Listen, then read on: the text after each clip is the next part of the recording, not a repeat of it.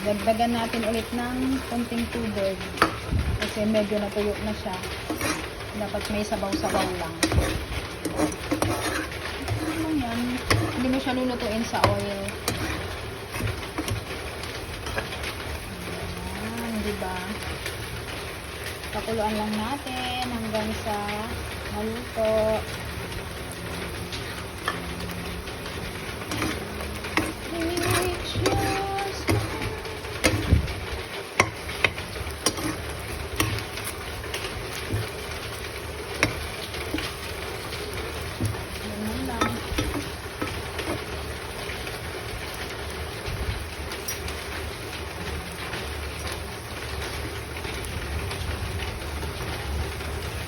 Wala ka nang dapat ilagay niyan kapag naano mo na marinate kasi okay na yung ano niyan lasa.